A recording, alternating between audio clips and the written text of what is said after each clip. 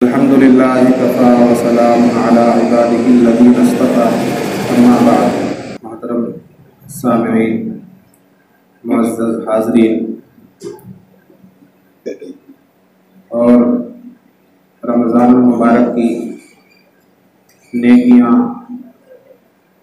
سمیٹنے والے دینی بھائیوں،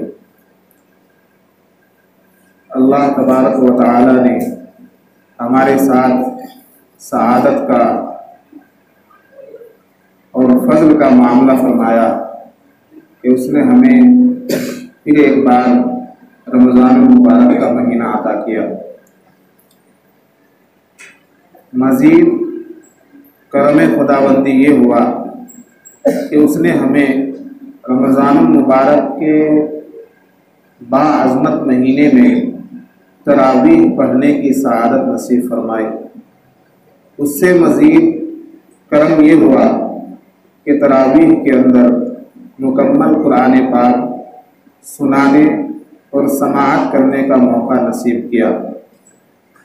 یہ ہمارے لیے بہت شرف کی، اہمیت کی، فضیلت کی اور سعادت کی بات ہے۔ اس کو ہمیں سمجھنا چاہیے۔ آج المیہ یہ ہے اور دکھڑا یہ ہے اور شکایت اور شکوہ یہ ہے کہ ہمیں اپنا وہ وقت جو ہم چوراہوں میں گزار دیتے ہیں، جو ہم چائے خانوں میں گزار دیتے ہیں، جو ہم فضول باتوں میں گزار دیتے ہیں، جو بے فائدہ کی میٹنگز میں ہمارا وقت صرف ہو جاتا ہے، اس وقت کی ہم ذرہ برابر پرواہ نہیں کرتے، اس کو قیمتی نہیں سمجھتے۔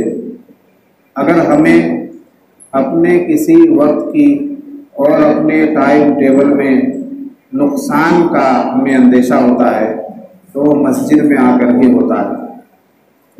مسجد میں آ کر آدمی نماز پڑھتا ہے تو وہ اس گمان میں رہتا ہے، اس طاق میں رہتا ہے کہ جلدی سے جلدی نماز ہو جائے اور مجھے فرصت ملے، میں یہاں سے بھاگوں، جلدی سے تراویح ہو جائے، میں یہاں سے چلا جاؤں۔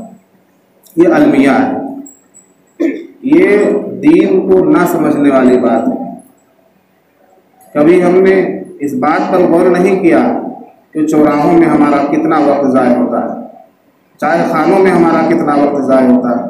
وہی آدمی جو جلدی تراویح پڑھنے کے لیے اس مسجد کا انتخاب کرتا ہے جس کا امام جلدی فارغ کر دیتا ہے، وہی آدمی جب اس مسجد سے تراویح پڑھ کر جلدی کے چکر میں باہر نکلتا ہے تو 1 گھنٹہ، 1.5 گھنٹہ، 2 گھنٹے یوں ہی برباد کر دیتا ہے، کہیں کھڑے ہو کر، کہیں بیٹھ کر، دوستوں میں گپے شپے مار کے یوں ہی برباد کر دیتا ہے۔